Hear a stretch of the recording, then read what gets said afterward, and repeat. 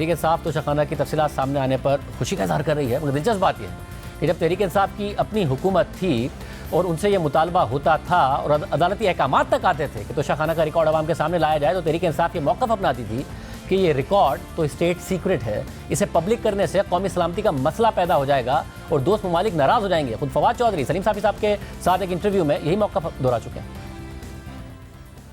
तब की तलाशी वो ले रहे थे, बार बार तलाशी की बात कर रहे हैं। अब तोशाखाना के उसकी तलाशी क्यों इमरान खान नहीं देता? 100% देनी चाहिए और मैं उसकी वजह बताता हूँ क्या है, क्यों नहीं दे रहे। सबसे पहले जो सारे आपको गिफ्ट्स मिलते हैं, मेनली गिफ्ट्स आपको जो मिलते हैं वो मिलते हैं अरब वर्ल्ड से। वो ये पसंद नहीं करते कि उनके डिस्क्लोज किए जाएं नाम। अब मैंने ये कहा है कि हमें ये करना चाहिए कि हम नाम ना दें कि उसने क्या दिया है, लेकिन हम वैसे लिस्ट जो है लिस्ट तो दे देना कि ये चीज़ें आई हैं। अब हमने यही अच्छा, ये इसके बाद 7 महीने तक तहरीक इंसाफ की हुकूमत रही, लेकिन ऐसी कोई लिस्ट सामने नहीं लाई गई। अलबत्ता उनकी हुकूमत ज़रूर बदल गई, लेकिन तहरीक इंसाफ के अपने दौरे हुकूमत में जो सहाफ़ी इस केस की पैरवी कर रहा था और अदालत और हुकूमती फोरम से रुजू कर रहा था, तहरीक इंसाफ ने उल्टा उसको ही इंतकामी कार्रवाई का निशाना बनाया। उनका इल्ज़ाम है कि उनका रोज़गार तक छीना गया। सहाफ़ी राना इब्रार हमारे प्रोग्राम में खुद ये सारी तफसीलात आवाम के सामने रख चुके हैं।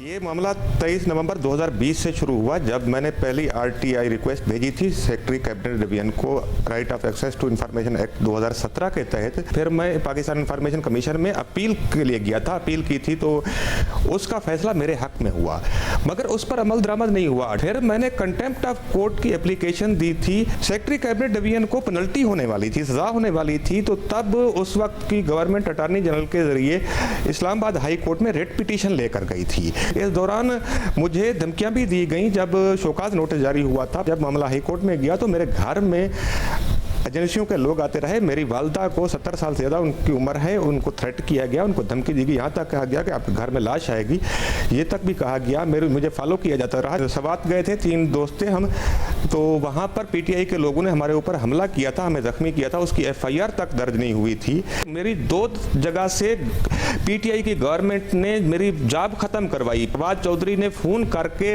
इंफॉर्मेशन मिनिस्टर थे ये, मेरी जॉब ख़त्म कराई, मुझे टर्मिनेट किया गया। उसके बाद मैंने एक टीवी चैनल को ज्वाइन किया था 2021 में। वहां पर मुझे तीसरा दिन था कि मुझे बुलाकर सीईओ ने कहा मेरी मजबूरी है, मैं आपको अफोर्ड नहीं कर सकता। आज भी ये पावरफुल हैं और मुझे कहीं पर भी सहाफत में, किसी अखबार में या टीवी चैनल में काम नहीं करने देते, बल्कि मेरी जॉब खत्म करवा दी जाती है। तो गुज़िश्ता साल अप्रैल में हुकूमत तब्दील हो गई और तमाम मामला तहरीक इंसाफ के हाथ से निकल गए, तो नई हुकूमत ने इमरान खान को मिलने वाले तहफ़ की तफसीलात आवाम के सामने रख दी और इंकशाफ किया गया कि इमरान खान ने तोशाखाना से कीमती तहफ़ लेकर बैरून मुल्क बेच दिए हैं। तो ना सिर्फ खुद इमरान खान भी ये मान गए कि उन्होंने तहफ़ बेच दिए हैं, बल्कि मौक़िफ़ इख्तियार किया कि मेरा तोहफ़ा मेरी मर्ज़ी। फिर इलेक्शन कमीशन में अपने तहरीरी जवाब में भी इमरान खान ने तस्लीम किया कि उन्होंने तोशाखाना के कीमती तहफ़ बेच दिए हैं और उनसे हासिल होने वाली आमदनी अपने गोशवारों और डिक्लेरेशन में ज़ाहिर कर दी थी। लेकिन इलेक्शन कमीशन इमरान खान के जवाब से मुतमईन नहीं हुआ और उनको कौमी असम्बली की अपनी नशिस्त से नाअहल करार दे दिया गया। इमरान खान के जवाब में और भी खामियां थी, और वो ये कि इमरान खान इलेक्शन कमीशन में अपना जवाब जमा कराने से पहले ये मौक़िफ़ रखते थे कि उन्होंने तोहफ़ा बेचकर सड़क बना दी थी। लेकिन इलेक्शन कमीशन में इमरान खान ने बिल्कुल भी इसका तज़किरा नहीं किया कि सड़क बनाई थी और रकम को अपनी आमदनी के तौर पर ज़ाहिर किया। देखिए इमरान खान तोहफ़ा बेचकर सड़क बनवाने से मुताल्लिक आवाम को क्या बताया करते हैं। मैंने उन पैसों से जो मेरे घर के नीचे सड़कें जो आम लोगों को भी फायदा पहुंचाती थी, वो तोशाखाना के पैसे से सड़क ठीक की। इस हवाले से इलेक्शन कमीशन का फैसला आया, इमरान खान डी-सीट हो गए और फिर बाद में हुकूमत बदलने के बाद लाहौर हाई कोर्ट में केस चलना शुरू हो गया और मौजूदा हुकूमत भी तफसीलात आवाम के सामने रखने को तैयार नहीं थी।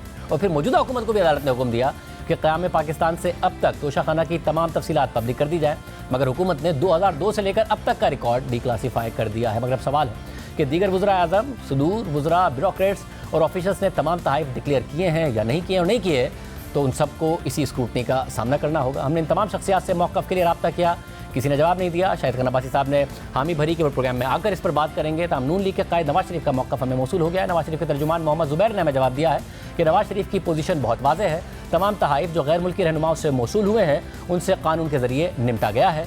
कानून के मुताबिक ज़रूरी कीमत तोशाखाना में अदा करके तहफ़ रखे गए हैं। दीगर कानूनी और टैक्स ज़रूरियात को भी पूरा किया गया है। ये तफसीलात कोई इंकिशाफ नहीं है। जो तफसीलात हुकूमत ने जारी की हैं उनसे ज़ाहिर होता है कि कुछ नहीं छुपाया गया। नवाज शरीफ की पोजीशन दुरुस्त साबित हुई है। इमरान खान के बरक्स इसमें कुछ गैर कानूनी नहीं किया गया है।